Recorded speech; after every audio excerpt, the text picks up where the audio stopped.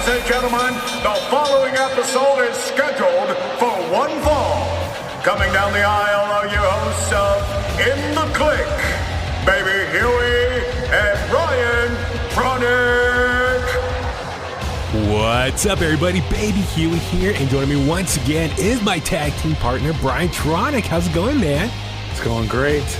Back again. yes. Here we are, Kliqsters. We are back for another episode of In The Kliq. Thank you once again for tuning in. Remember, hit that subscribe button wherever you listen to us, wherever you get your podcasts at. We appreciate so much the love and support. If you do listen to us on Apple Podcasts, please remember, give us a 5-star rating, leave a review. That helps out so much. If you're listening to us on YouTube right now, hit the subscribe button to our YouTube page. Also, give us a thumbs up, leave a comment there as well. We just appreciate all the interaction we can get from the Kliqsters because, you know, you got to deal with all the whole algorithm of all these different platforms that audio is posted at. So, no, thank you once again for tuning in.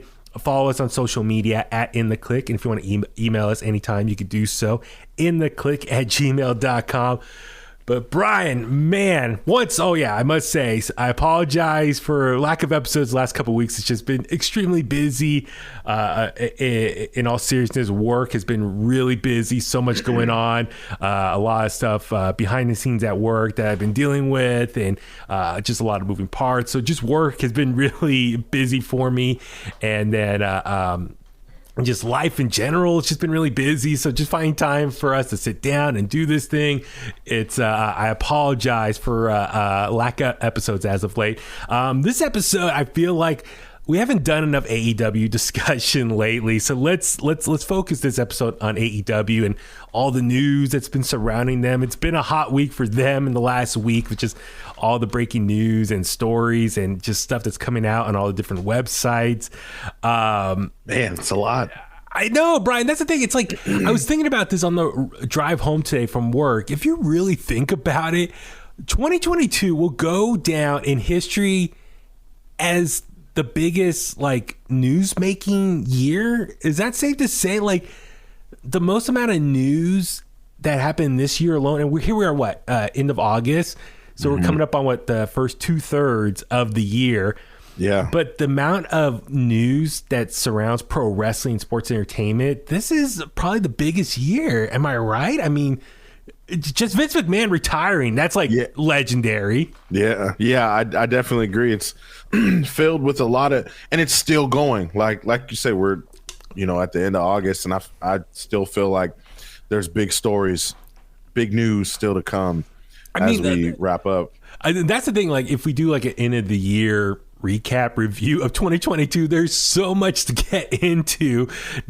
I mean, you think about it, Cody Rhodes leaving AEW, going to WWE. As I said, Vince McMahon retiring, Stone Cold coming back to a wrestling ring, just all the drama behind the scenes for all the promotions, and just there's so much to talk about. MJF, everything. So it's crazy, and it feels like every week there's something different or new that's coming out from the various dirt sheet websites and wrestling news websites. So there's so much to get into. So for, like I said, this episode, let's focus on AEW because I feel like so much that's happened in the last few days that we need to get I want to get my thoughts. I'm sure you want to get your thoughts out there, and let's just have a fun discussion about this. So yeah, man, AEW Dynamite came and went this past week, and it was a special episode. It was like was it House of the Dragon, like special episode of AEW. That's the new Game of Thrones, spinoff show on HBO Max or HBO, right? And so they had like a special theme episode of Dynamite this week, which is pretty cool, which we'll get into some of the matches.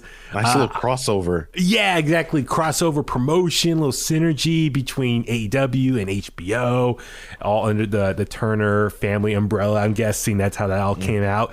But So this week, the first segment of AEW Dynamite saw AEW champion CM Punk come out to the ring.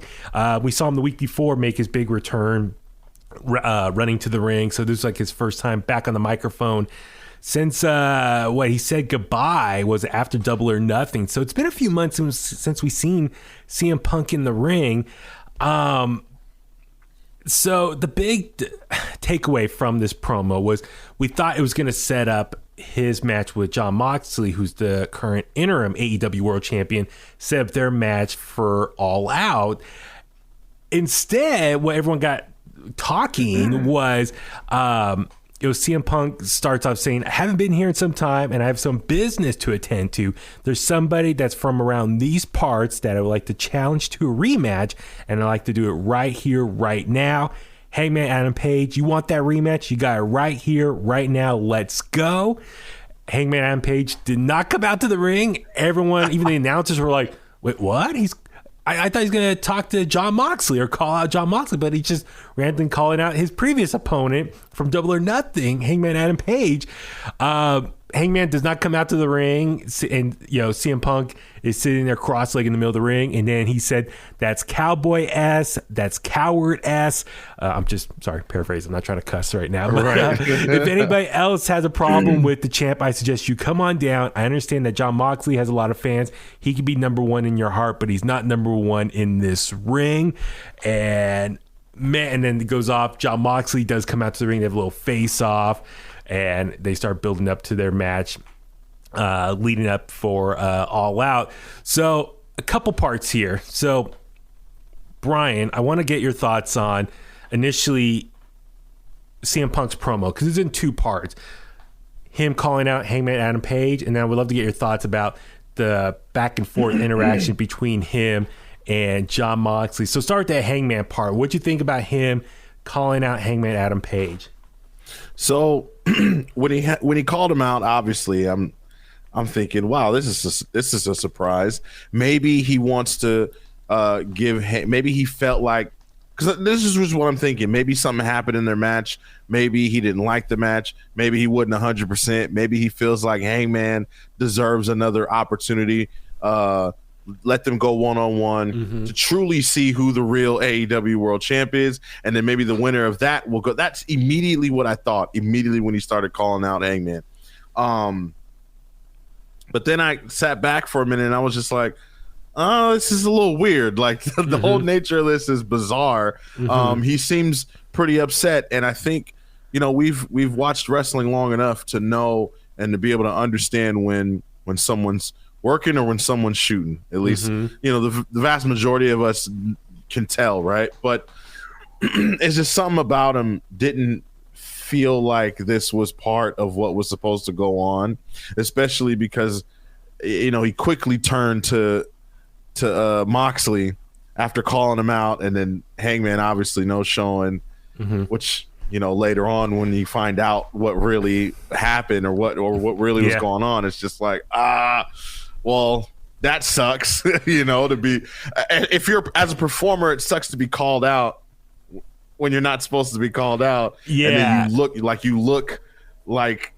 you look bad in front of all the fans when you don't show up. So it's bizarre. Yeah. So just to clarify, so the next day, I think it was Fightful Select, Sean Ross Sapp was reporting kind of what happened, and I think a lot of people were confused. It's like, why CM Punk going off script and calling out Hangman Adam Page when his focus should be on Jon Moxley, which he eventually does get back on track and calls out Jon Moxley. They have the back and forth, great segment there, I thought.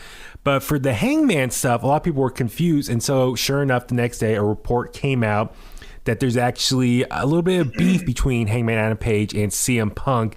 Apparently the two have been issues going back the last couple months.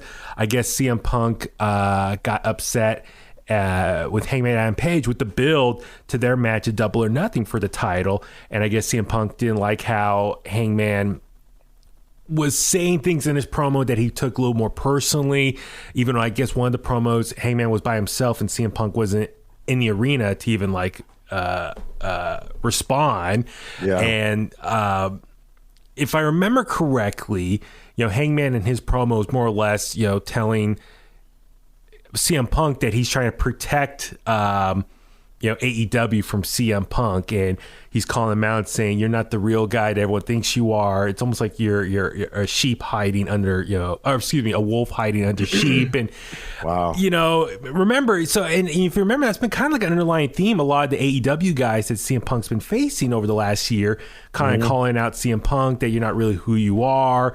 We know who you really are, and I guess CM Punk is getting a little frustrated with all this feeling stuff. Feeling a little picked on there, huh? Yeah, exactly. So I guess, CM Punk was frustrated with, the promos that Hangman said back in May for lead up to the match. And so obviously he's been out the last couple months with the foot injury and recovering, but now that he's back, he's now giving a receipt to Hangman Adam Page and calling him out and win the business for himself, and went off script to call out Hangman Adam Page, knowing that Hangman can't come to the ring because he wasn't scheduled to be on the show that night. So a lot of people were a little frustrated with CM Punk. It was like, that's not fair to Hangman. Like, you called him out. He's nowhere near the ring, or it's not like he's going to drop everything and run out to the ring, run by Tony Khan in gorilla position, and go out there. So CM Punk kind of set it up in a way to make himself look good, but make Hangman look bad. Absolutely. So a lot of people thought that was not cool. And then, CM Punk said, that's a receipt, for the comments Hangman said.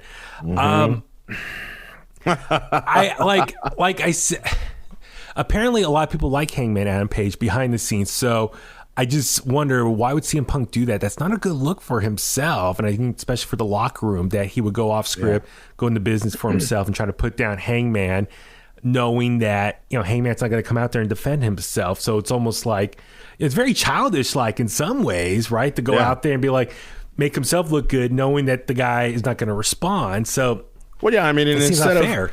It's especially when you have all day, and really a few months now to kind of hash out whatever issues that you have with someone.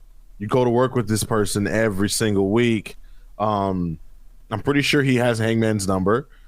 So he could have easily called him even after the match, immediately after the match, or a couple weeks, a month. He could have been like, hey, so during that, because again, I know when you're in the moment and when you're in a build to something, you have this momentum going for yourself, or for the feud, you don't want to kill that by you may not want to kill that by going, hey, I didn't like what you said.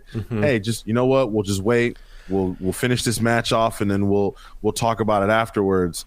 It could have been squashed. It could have been talked about, and we wouldn't be here right now. Yeah, I mean, like, for us, the fans, like, seeing this drama played on TV, we love it. But it's CM Punk has a thing. Huey, I'm sorry, cut you. Okay. He has this thing about him.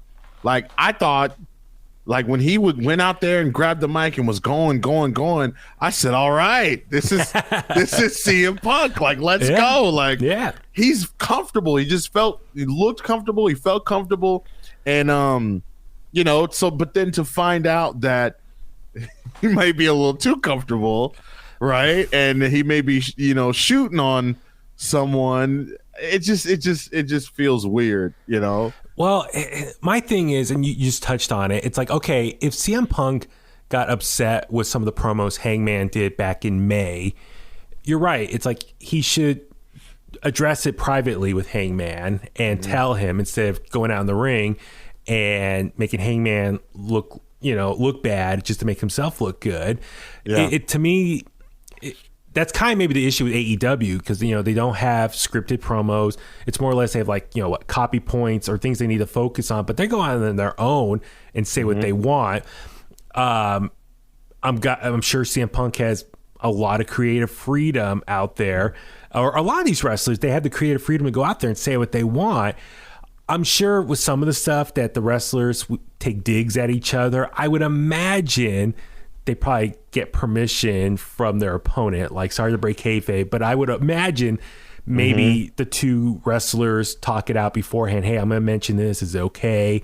And yay or nay, get the approval. I would hope that's the case. Especially if it's like a top guy like CM Punk. Yeah. You want to make sure, like, hey, But then again, I mean, if you're Hangman Adam Page and you're the champ, yeah. I'm out here to sell tickets. I'm trying to sell tickets. Yeah, but that's my thing. It's like, okay, if they have the creative freedom to say what they want, I would, like I said, I hope these guys, approach each other beforehand, get permission. Like, hey, can I say this about you? Is it okay? Yeah.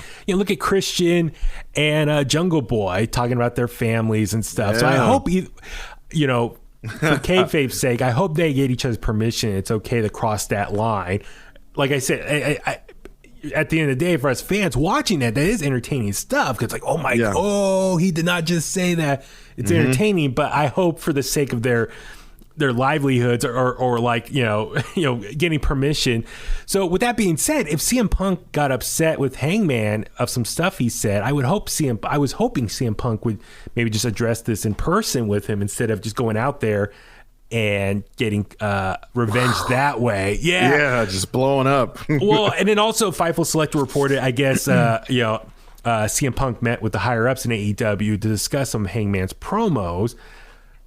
But it's like, if you discuss it, why didn't you go discuss it with Hangman? So, but that's another issue. People are now speculating. Okay, if that's true, if he were, told the AEW higher ups that he was upset with those promos from Hangman, it makes you wonder: is this now being turned into a work? What was a shoot is now being turned into a work. Like the powers that be are like, oh my God, these two guys really hate each other. Let's actually turn this into a storyline. So that's where a lot of these reports, people are questioning how valid this is. Was it more of a minor thing that's turned into a bigger deal?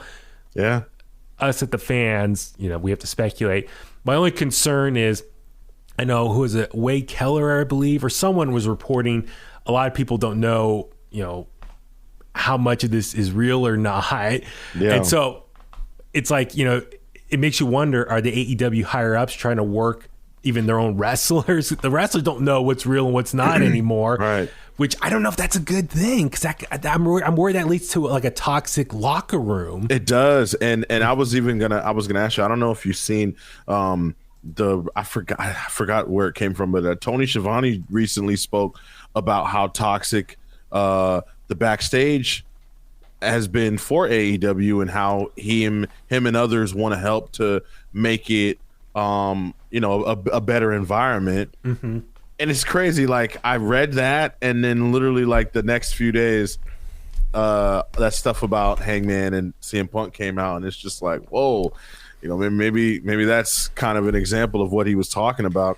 And then you think, like, if stuff like this has happened before already in the past, like when you have something that's real and then it turns into a work. I just hope I like it, but then I don't, because you're gonna go out there and you're gonna be professional, right? You're gonna do your job. You're gonna do what you're supposed to do, but that doesn't necessarily mean that there are no real feelings there, that you're not gonna feel a certain type of way about this person. Going forward, like once your program is wrapped up and over, if I'm Tony Khan or anybody that's a head of a company, I'm worried about, like, if I make CM Punk and Hangman go through this, because you think, okay, let them go through it, they'll fight it, they'll tussle, and then they'll be all right afterwards. But that's not always the case, Maybe Hangman doesn't want to work for Tony Khan anymore. Or in this environment, or CM Punk doesn't want, or maybe other people on the outside looking in are like, I don't really want to be around that toxic energy around, I don't want, whenever I have an issue with someone, for it to turn into a good storyline for the company. Not everyone's gonna want that. Yeah, I mean, I know also the Fightful report, they claim that Punk has been expressing his displeasure verbally and sometimes so blatantly that some thought he might quit AEW, or not even, he wasn't going to show up last week to Dynamite, which I don't know, that's people's opinion. I mean, who knows? We're not in CM Punk's head to know if that's true or not. Yeah. But it's a really interesting situation here, what's going on between everyone here. There's speculation, though, how this came to be, as far as what Hangman said in the promos back in May that kind of pissed off CM Punk. There is speculation that some of the innuendos Hangman was referring to was in reference to Colt Cabana. And we know about the drama and the history between Colt Cabana and CM Punk, former like good friends turned really bad, just enemies, with the legal issues between the two of them. And I know originally, I think, was that Colt Cabana's contract was just about to expire. And I think AEW wasn't going to bring him back, but a lot of people in the locker room stood up for him and said, no, we like him. We want him back. I know he's close with the Young Bucks. And I think there was a report that he was, besides the elite members, the EVPs, he was the only other person to know about the creation of AEW back in the day. So he's close with a lot of people in that locker room. So they all stood up for him and said, no, don't let him go. He's a big help. I think he does some producing as well. So I believe that's why they brought him back, but only under the Ring of Honor deal that he's now, his new contract is going to be under. So there are a lot of people who might be a little mad at CM Punk because, you know, they like Hangman Adam Page, they like Colt Cabana, so they don't like maybe that toxicity I'm guessing that CM Punk might be bringing there. But it's a tough situation because CM Punk, we know Tony Khan loves him. I mean, the last media scrum after Double or Nothing, you saw how much love he was giving CM Punk and how he gives credit to CM Punk for all the success that they've experienced over the last year and the pay-per-view buys and everything. Oh, yeah. So I'm sure CM Punk's walking around thinking like, I am the number one guy in this company, so I could do what I want. So it's a really fascinating situation here, which both sides of it. I know FTR has been coming in defense for CM Punk and posting, you know, photos saying he looks happy. He's not upset. One of these reports are saying.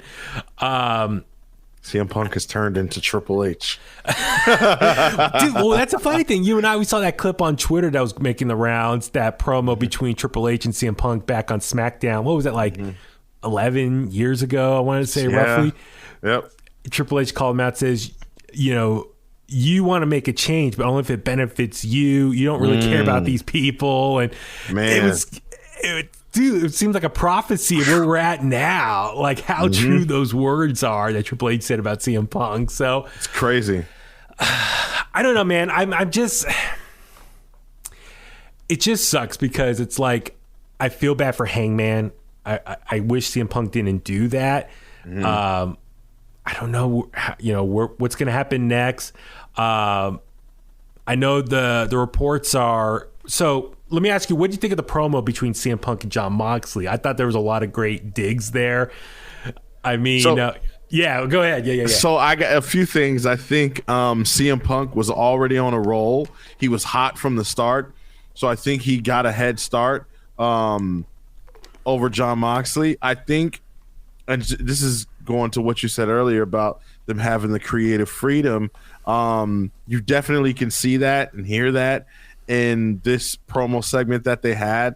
I think CM Punk absolutely chewed him to pieces. Moxley tried. I really think he did. But CM Punk, when he's in a zone, he's in a zone. He's been in there with the best of them, right? The Cenas, the Rocks, the Triple H's, you name it, the Jerichos. He's been there before, you know? So he's so comfortable when he's locked in. And I really think that I'm glad it ended when it did. I'm glad someone just threw a punch, and because I was waiting, I'm like, you know, who's gonna throw the first punch? Like, when is this gonna? And then you kind of think, like, I actually thought the Moxley and Punk was more real than, and obviously because Moxley was there to defend himself, but like, I thought Moxley and Punk was kind of like edgy, like real, like, whoa, like this might be some animosity there. Like they're looking each other in the eyes. Like, they're not just out there talking, like cutting a promo. They're insulting each other. Like what Jon Moxley said about about the CM Punk and the money. I forgot exactly what he said. He said something. Let me see here.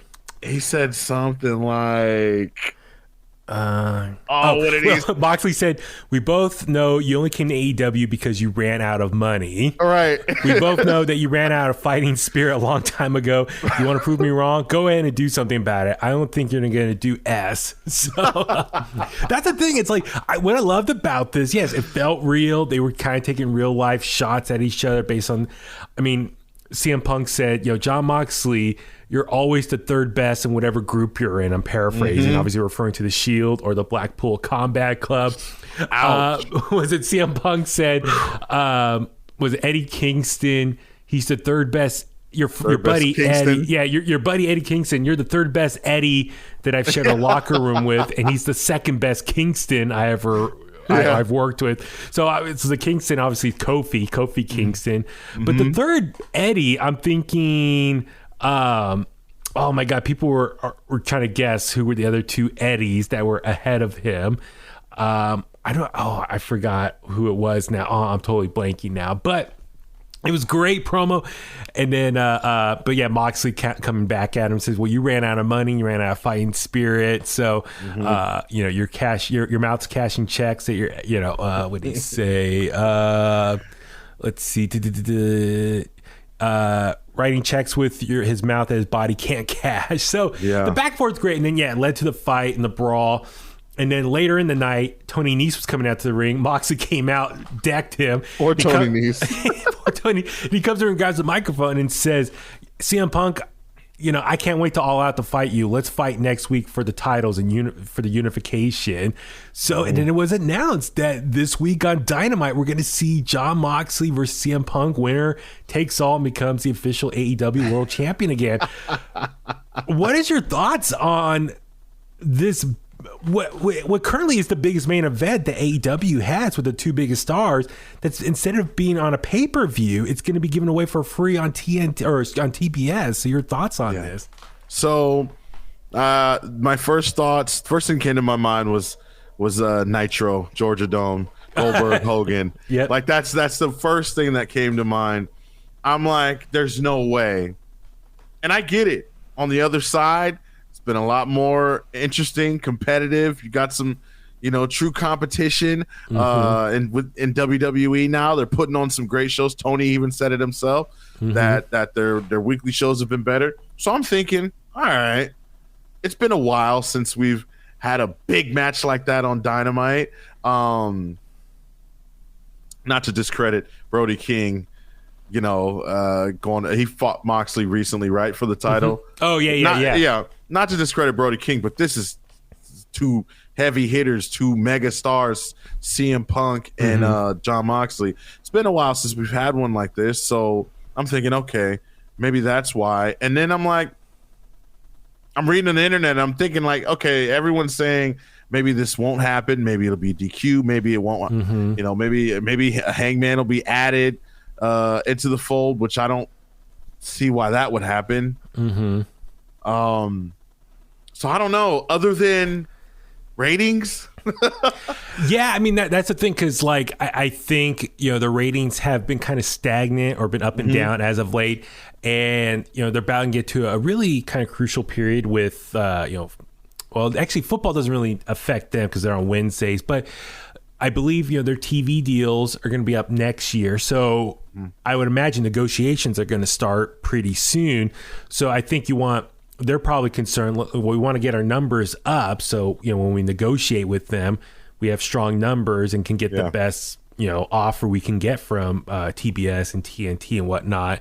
So it's interesting. I'm like you, I'm concerned. Like, why is this being given away next week and not 11 days later on the pay-per-view at All Out? So I'm wondering, because of this real life drama going behind the scenes, is that affecting and pushing up this title match?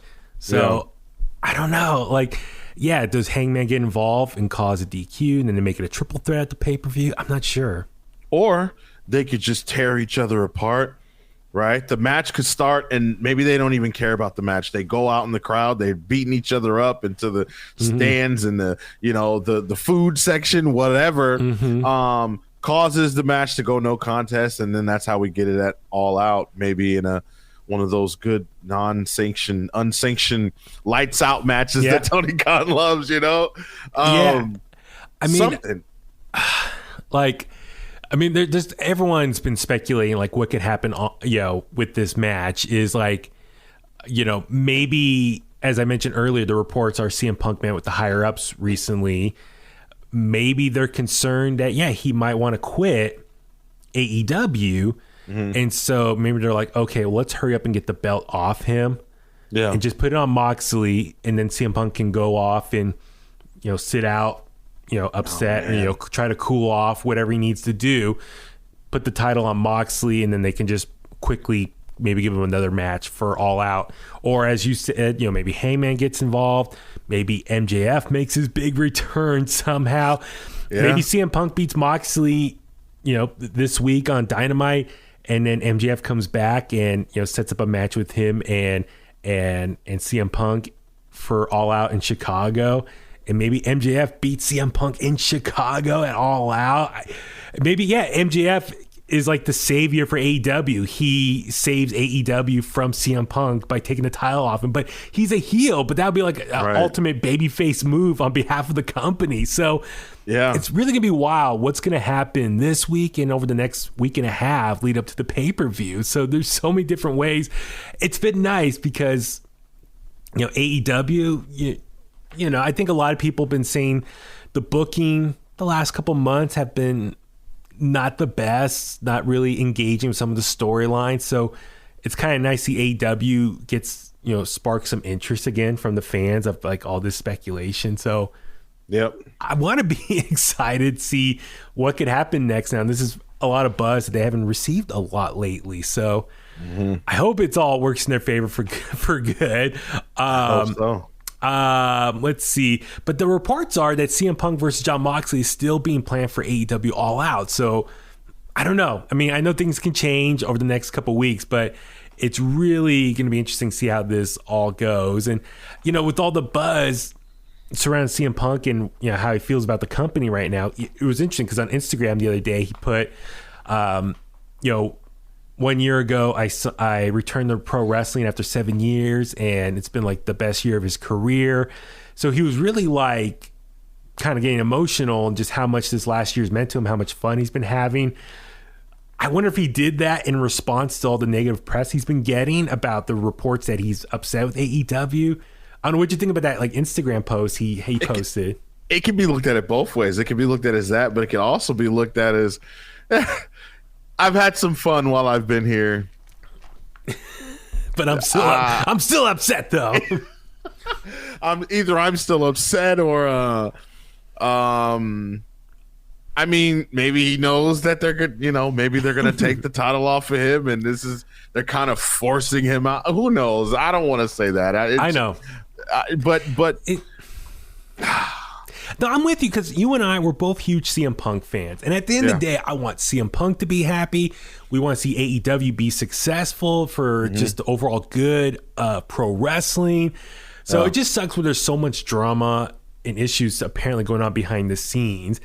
At the end of the day, we just want what's best for everyone. We want everyone to succeed. That way, as fans, we can enjoy it all. That's what it really comes down to. But I know... was it Meltzer was reporting that MJF is supposed to come back soon. So when he comes back, who knows? So maybe he does get involved with the title picture. I'm not sure. So let's see. Brian, is there anything else major from this whole CM Punk stuff we haven't talked about yet? I feel like we acknowledge it all because I feel like the reports that it was a receipt for Hangman. He was upset with Hangman's promos. That's the other thing I was going to tell you. So Meltzer also reported apparently there's been a lot of just backstage drama with AEW, and a lot of the top guys are getting upset and frustrated. And even Meltzer recommended that he didn't want to name any names, but he feels like Tony Khan needs to sit everyone down and just air everything out before it gets worse. What are your thoughts on just maybe the state of AEW and like all these issues that are now going on there? Yeah, I think I kind of agree with Meltzer on that. Like when you got guys, especially top guys and girls, who are frustrated with their position or feel like they're not being utilized to the maximum. Even at the slightest bit. And I know everyone's not going to be on the top, in the top spot all the time, but I've seen Tony Khan comment on stuff like this, frustrations and time and matches on Busted Open. He said that compared to WWE, like WWE has what like 7 hours of television total, like between all three brands. And AEW only has what, three, yeah. So I get where he's coming from, right? But when you say things like that, it doesn't really make people who are in the company at the top spot, who are your top stars, feel comfortable. It doesn't make the fans feel comfortable and feel like they can, like, because then you say stuff like that and it's just like, okay, well, what's going to happen for those guys and girls in Ring of Honor? Like, how are you going to be able to manage time? And I do think maybe a lot of TV time in AEW has been taken up by Ring of Honor spots.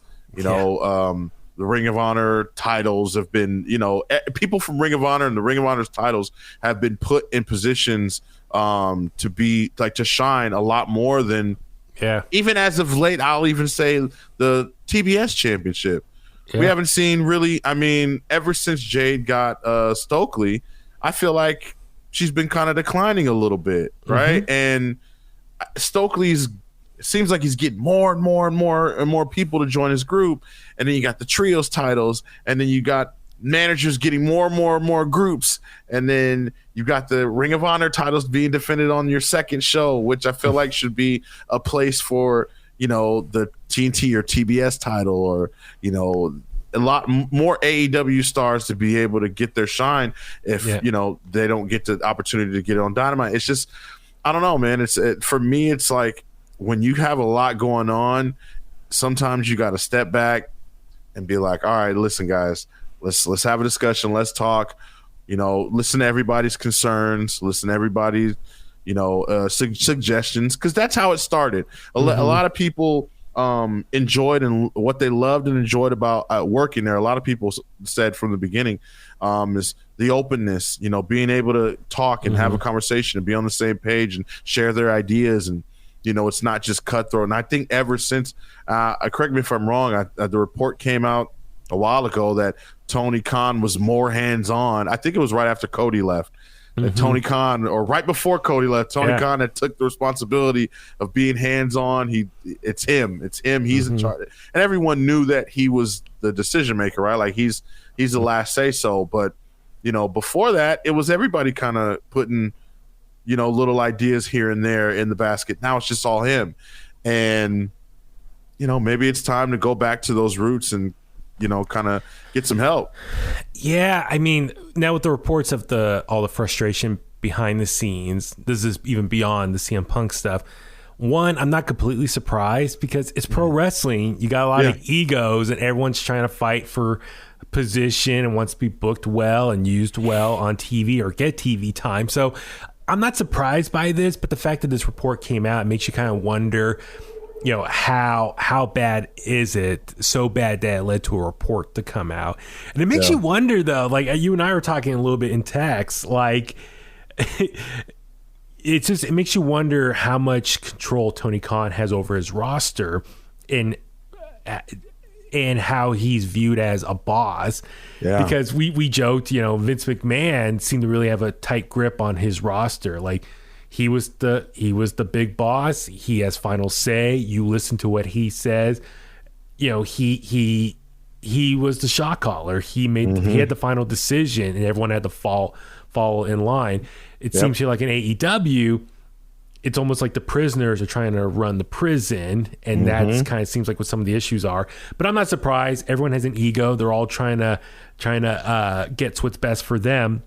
But yeah, I'm with you. I hope everyone can work things out, talk it out, and everyone's get on the same page just for the overall sake of this company. As you and I mentioned earlier, we love AEW. We want to see AEW succeed and be around for a long time and not fall apart like other promotions have, because we know it's for the greater good for the business. That way WWE has competition. It keeps them on their toes and makes sure They're not stagnant. They're going to put their best product out there. Gives people places to work, all that stuff. Like, we need AEW to succeed. So I hope this roster and Tony Khan, the powers that be, can all get on the same page and kind of work things out. That's what I want to see happen here. Definitely. But like I say, I know you can't please everyone, but and I'm with you. I kind of wish they would hurry up and get a Ring of Honor TV deal set up, or a separate show established, just up and going. Yeah. Just because I feel like, you're right, I feel like they're trying to do too much with the AEW roster, the Ring of Honor people, all these titles. It's very convoluted right now every week on AEW television, because I wish they would just establish the Ring of Honor roster, have their own separate show, and it frees up the space that they were trying to force them onto on Dynamite or Rampage, and just let the AEW roster breathe, have some breathing room, and you can actually tell some better stories with the rosters, like separate them. So who knows? We'll see what happens over time. But so let's talk about, just go ahead, some of the highlights from Dynamite this week. We saw Bryan Danielson take on Daniel Garcia, 2 out of 3 falls match. So we had the American Dragon, Bryan Danielson, versus the Dragon Slayer, Daniel Garcia. We had Ricky the Dragon Steamboat as the special guest timekeeper, all part of the AEW synergy or cross promotion with House of the Dragon. This match was awesome. I really enjoyed it. It was hard hitting. They bled. Ultimately, Bryan Danielson picked up the victory. But yeah, your thoughts on how this match played out? I thought it was great. It played out exactly how I figured it would play out. Daniel Garcia is so good. And seeing, young guys like him get in the ring, it's so funny because, like, normally you wouldn't see stuff like this on national television, right? Like, for example, like when we go to West Coast Pro or any indie show, you see a lot of older top guys go up against like younger, up and coming indie wrestlers. So that's what it looked like. That's what it felt like to me. It felt like it wasn't even real. Like, I'm like, wow, like, national television opening match, former world champ Bryan Danielson, whatever, it was special, and especially when you have someone as talented as Daniel Garcia to dance with, someone like Bryan Danielson, who is a legend, future Hall of Famer, right? It's just it was a really good match. Yeah, no, I recommend, if you haven't watched it, check it out. But yeah, so Bryan put Garcia in the triangle sleeper. Danielson turned his hips, and put Garcia in the label lock, and Garcia was knocked out. So Bryan Danielson wins, gets back revenge for Garcia beat him not too long ago. But a classic match there. And Jericho was doing commentary during this match. So after the match, Bryan Danielson extends his hand towards Garcia as a sign of respect. Jericho comes running down to the ring, hits Bryan Danielson from behind. Garcia grabbed Jericho to stop him, which was kind of shocking because, Garcia is part of the Jericho Appreciation Society. But Jericho pointed his finger at Garcia, and Garcia slapped it away. So, and the crowd was chanting, "You're a wrestler, you're a wrestler, you're a wrestler" to Daniel Garcia. Jericho, pointed at him and just left the ring. Garcia looked shook, like, the guy that I work with or align myself with, Jericho, left the ring. But the guy that he respects and is very much like a mini-me version of, Bryan Danielson's laying there, knocked down the ring, and they just shared a moment of respect after this great match. So what do you think about this story beat here? Do you see yourself, Daniel Garcia, leaving Jericho Appreciation Society and now joining the Blackpool Combat Club? So I can see that. Obviously, that's what I thought, right? Like, and then like they bled together. Like, maybe this is where. And this kind of goes back. I originally thought that Daniel Garcia should have been in Blackpool Combat Club over Wheeler Yuta. So, I feel like this opens up different lanes of stories that could eventually happen down the line. Mm-hmm. Maybe Garcia doesn't turn, but then he gets kicked out anyways. Yeah. Mm-hmm. Right. Which then obviously Garcia would have to. I don't think Garcia would actually turn, because I think that's too predictable. I think him turning is actually a little bit too predictable. I do think it's more likely Jericho, because Jericho's Chris Jericho, right? Yeah. Like, you've already shown your true colors, Garcia. Like, get out of here. Yeah. So I do think, I hope, this leads to Garcia leaving the Jericho Appreciation Society and aligning himself with the Blackpool Combat Club. I think he's a better fit there, obviously. I think most fans did. When he joined Jericho Appreciation Society in the first place, they're like, wait, he seems kind of out of place to begin with. But I thought he did a great job with the character, because everyone knows him as a technical wrestler, but he presented himself, I'm a sports entertainer. I take pride in that. So I think for his time in Jericho Appreciation Society, I thought it was a good character development for him. It kind of gave him some new layers than just the guy who goes out there and does technical wrestling. It shows a little bit more of an entertaining side for him. So I think this time in the JAS was good for him. Yeah. And, Jericho helped put him over.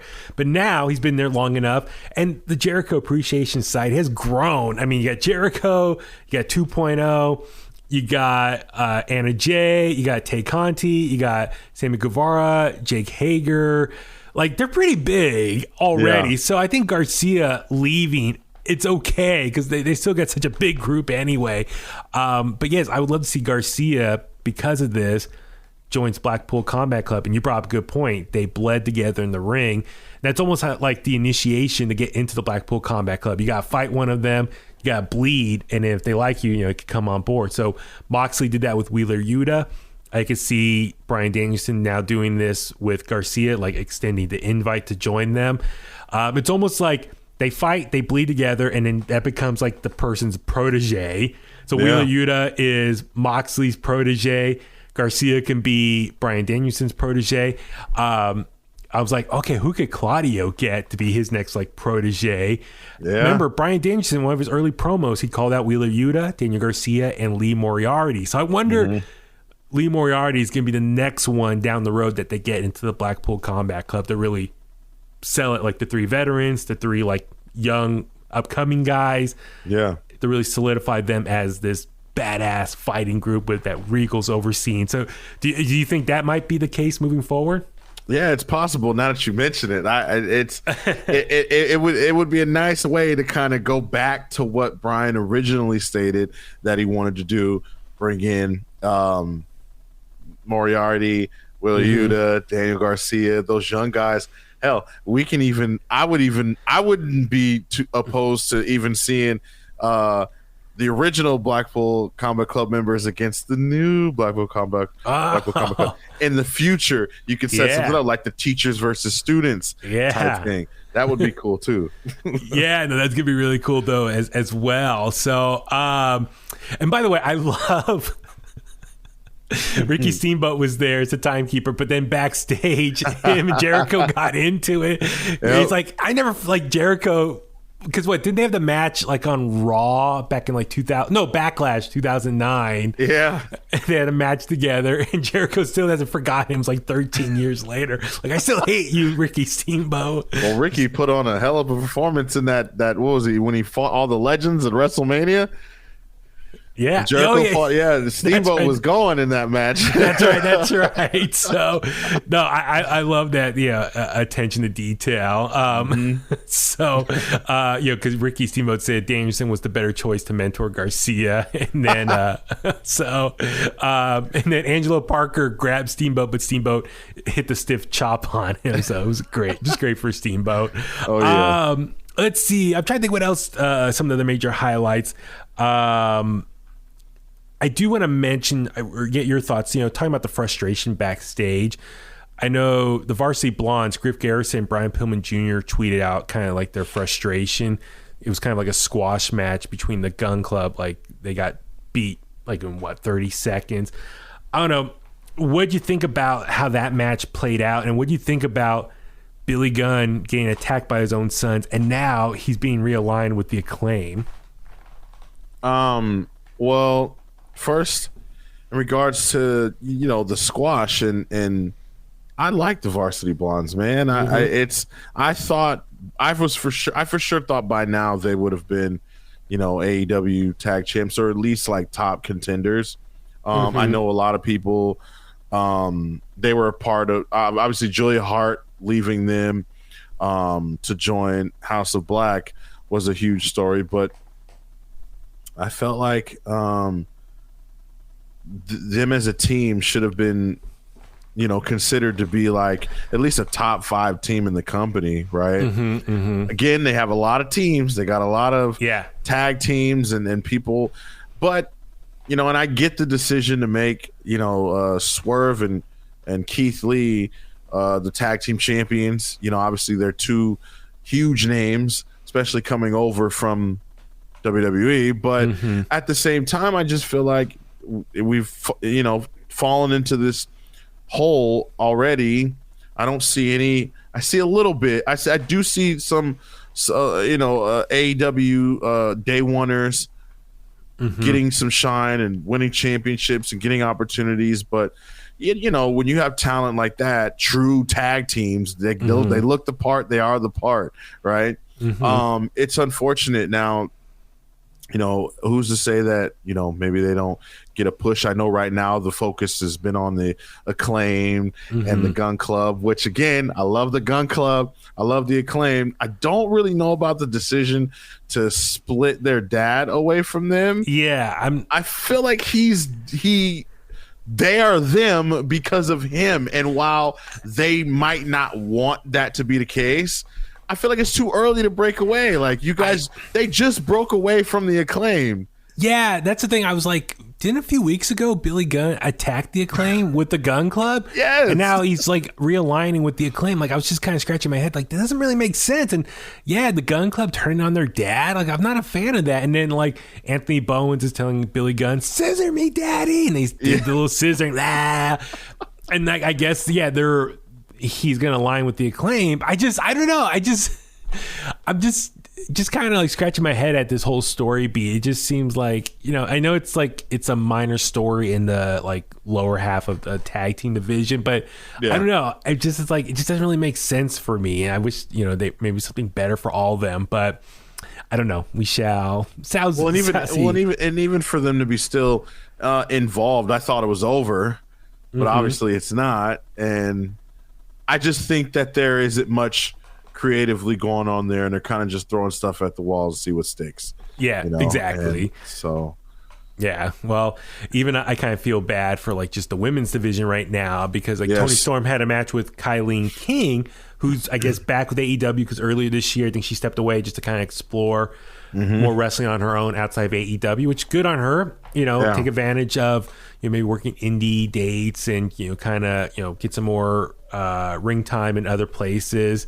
So Toni Storm wrestles her. Toni Storm wins, but now it looks like okay, we're getting a match now between Toni Storm and Thunder Rosa, who are also been tagging as Thunderstorm. But now they're gonna have a match together for the AEW Women's Championship at All Out. Yeah, I feel like it's been like there's been no really good build to this story. It just seems kind of thrown together. I just feel bad for Thunder Rosa as well. It's just I feel like her title range has been kind of underwhelming. I don't know how about you thought about that. Yeah, I don't like that either. I get the number one contender slot and how that works in the ranking system and everything like that, but I still wish that there was some type of story. Right? Like, I mean, they were just teaming up. They were a tag team not too long ago, right? And so I just feel like there was some type of story. It doesn't always have to be, Toni Storm turns on her and now we got a championship. It doesn't have to be that, right? But give us something else other than just a random day on Twitter. By the way, guys, AEW Women's Championship match at All Out is booked. Yeah, I wish they would have just done maybe some more promos together, something, some interaction.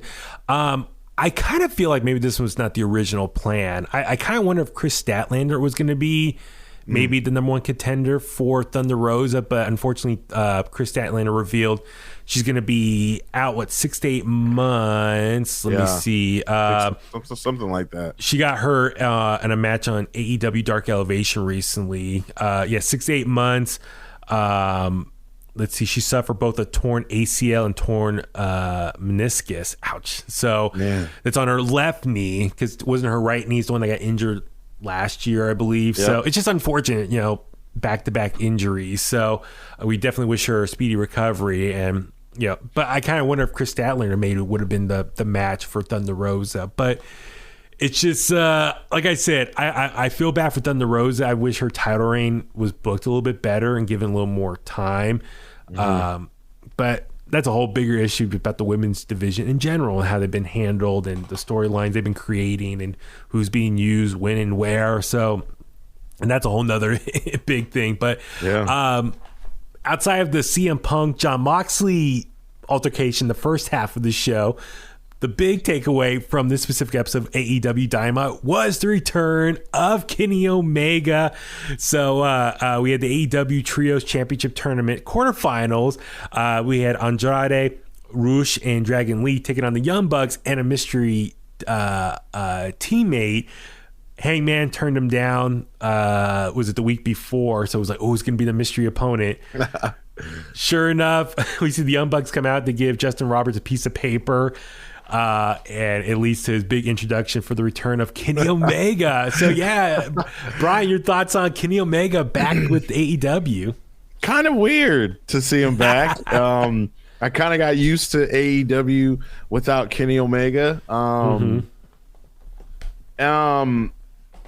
He looks great. But not so great at the same time. And he's either a fantastic actor, or he came back because what is a trios tournament without the elite, right? Yeah, exactly.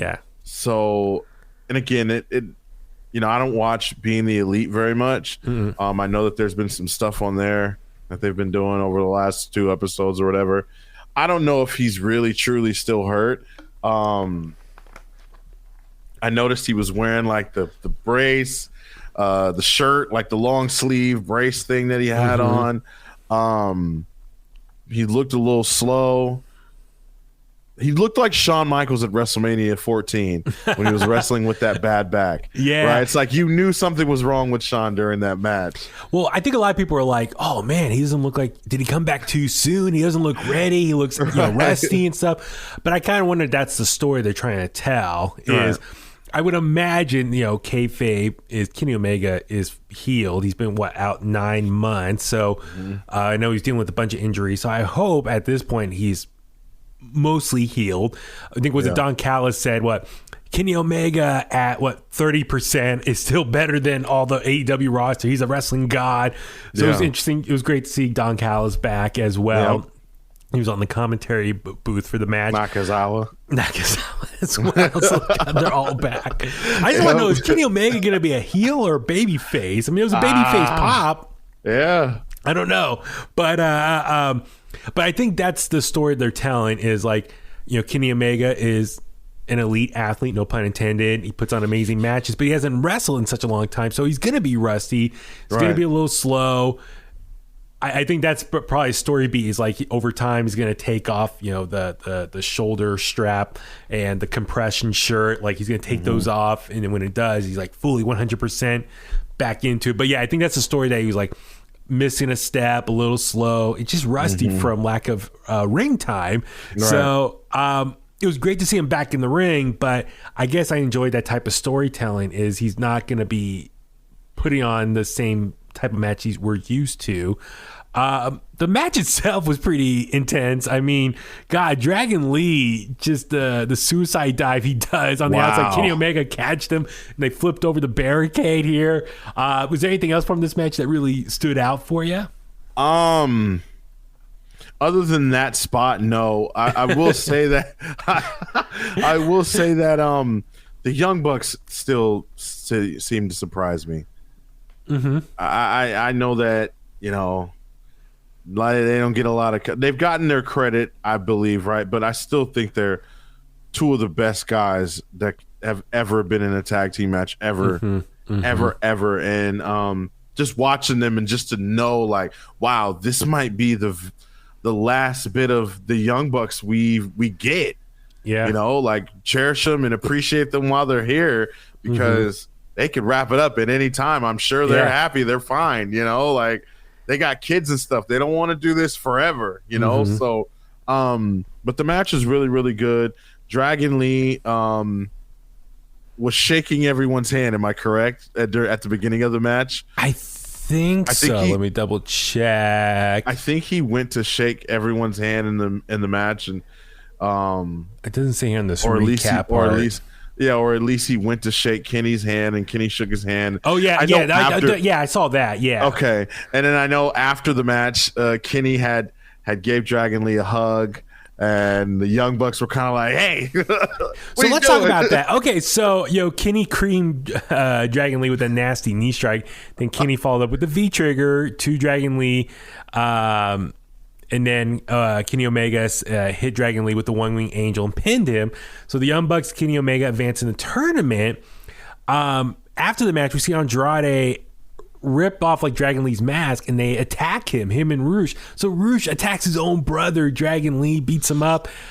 Now the match, it felt like they were rushed for time. It's like they ran out of time, so it was just poor time management here.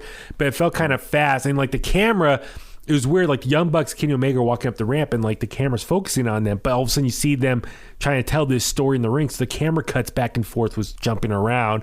So it's unfortunate. Like this ending of this major story beat got kind of rushed at the end, but it's interesting that Andrade attacked Dragon Lee. Now I guess Andrade and Rouge are supposed to be heels.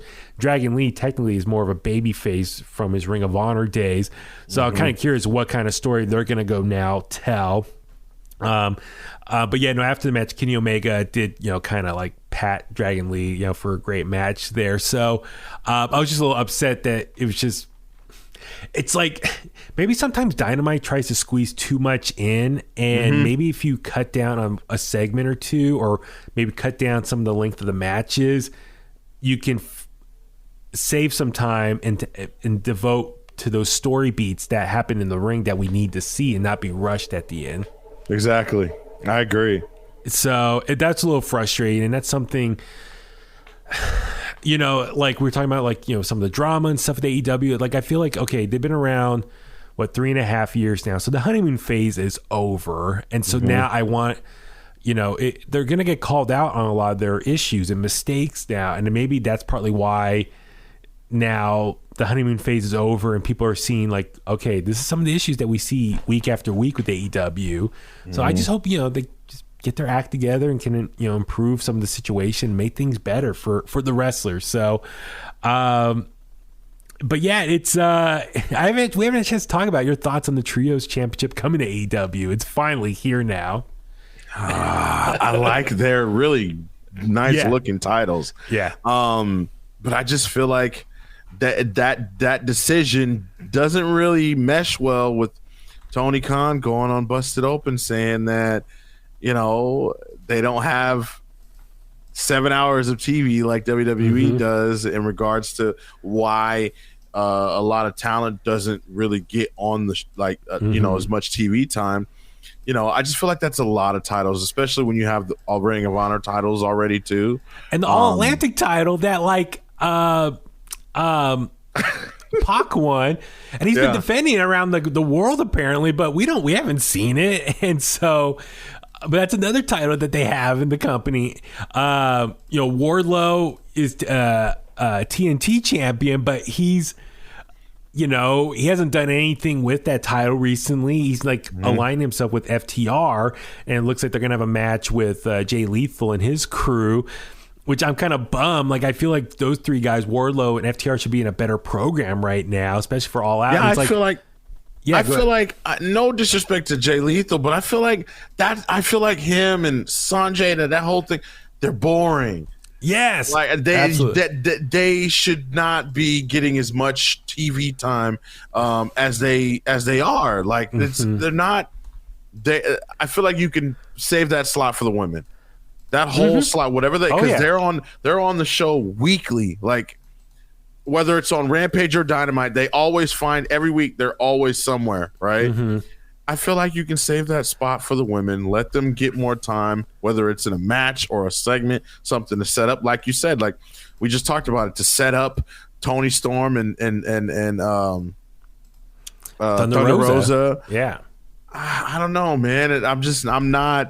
I'm bored of Jay Lethal and his whole crew. Like, and then like they moved on from Samoa Joe so fast. Like I can't tell you who won that feud. I don't know. Like it happened so fast. Well, so, Ember Moon's had one match on Dynamite, I think, since she signed. Oh man. Well, and apparently, her and Jay Cargill, Jay took a sledgehammer to her wings on Rampage this week. So it looks like they're gonna have a match at All Out for the TBS Championship, but it's just the build for Athena. Oh yeah. Ember Moon. Yes. But still, I'm like, well, that's like I said, that's another bigger issue with just the storytelling as of late. I guess the silver lining for this week's episode of Dynamite is, okay, CM Punk's back, Moxley, him and Moxley are going to be working together. You got to get Moxley credit. Like the summer of Moxley as interim champion, he's been having match after match after match, just putting on matches, defending the title. And even all over the place too, just being available, on the indies, GCW, everything he's been doing. I think he's doing world champion things, Yeah, and that's the thing. I give him. I mean, for AEW, it's like, okay, now their stars are back. CM Punk, Kenny Omega. So I'm hopeful. It was a tough summer to get through these last couple months without their big stars and some of the poor booking and the lack of compelling storylines. Now I feel like everyone's back, so now they can kind of get back, in full force. So I'm hopeful. Yeah. AEW now moving forward, lead up to All Out and post All Out, it's going to be much better. So I'm hopeful. I'm hopeful that Ring of Honor can get situated and that could be, a separate brand and whatnot. But yeah. So anyway, I know we can go on and on about AEW, but I just, like I said, I'm hopeful things are heading in the right direction now. Yeah. But yeah, I'm bummed that Wardlow and FTR are going to have a match, but it looks like the TNT Championship's not going to be defended this is another pay-per-view. I forgot how many in a row now that the TNT Championship hasn't been properly defended. Now, the TNT Champion has wrestled at the pay-per-views, but just hasn't actually defended the title. It's always been like multi-man matches. So anyway, we'll see what happens, moving forward with AEW. But I think on that note, let's start wrapping things up. For this episode of In The Kliq, Bryan, where can the Kliqsters find you? Kliqsters, you guys can find me at BrianTronic on Twitter and Instagram.